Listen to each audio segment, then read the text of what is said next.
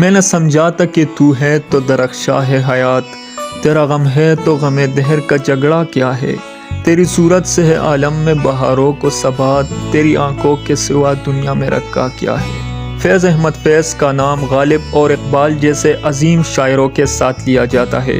ان کی شاعری نے ان کی زندگی میں ہی سرحدوں، زبانوں، نظریوں اور عقیدوں کی حدیں توڑتے ہوئے عالمگیر شہرت حاصل کر لی تھی۔ فیض احمد فیض 13 فروری 1911 کو برطانوی ہند میں ایک معزز سیالکوٹی گھرانے میں پیدا ہوئے۔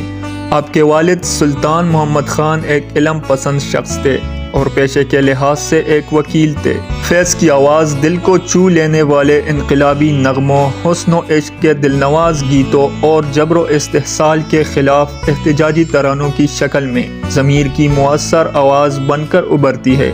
ان کے الفاظ اور استعاروں میں اچھوتی دلکشی، سرشاری اور پہلوداری ہے۔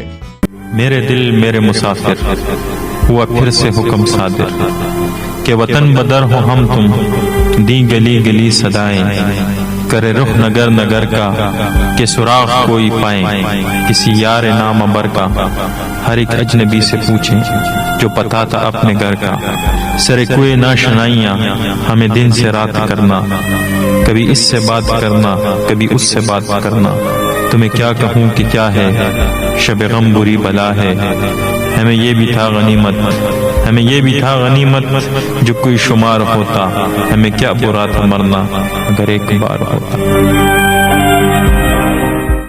یہ کہنا غلط نہیں ہوگا کہ فیض نے شاعری کا ایک نیا دبستان قائم کیا۔ فیض بنیادی طور پر رومانی شاعر تھے۔ رومانیت ان کی فطرت ہے۔ وہ زندگی کی الجھنوں، پریشانیوں اور تلخیوں کا سامنا ایک حساس شاعر کی طرح کرتے تھے۔ نہ بغاوت پر اترتے اور نہ ہی نعرے لگاتے، بلکہ ان تلخیوں کو سہتے ہوئے اس زہر کو امرت بنا دیتے۔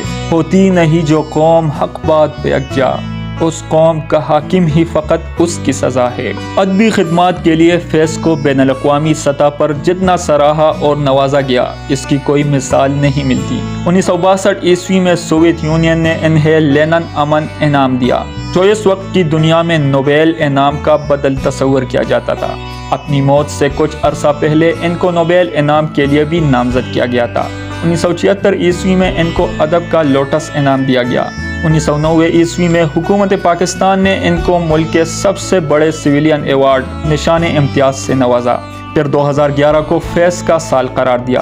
فیض نے مجموعی طور پر ایک عام ادیب و شاعر سے بہتر زندگی گزاری۔ وہ ہمیشہ لوگوں کی محبت میں گرے رہے۔ وہ جہاں جاتے لوگ ان سے دیوانہ وار پیار کرتے۔ وہ دمہ اور لو بلڈ پریشر کے مریض تھے۔ 1984 میں انہیں ادب کے نوبیل انعام کے لیے نامزد کیا گیا تھا، لیکن کسی فیصلے سے پہلے 20 نومبر 1984 کو ان کا انتقال ہو گیا اور وہ اس فانی دنیا سے رخصت ہو گئے۔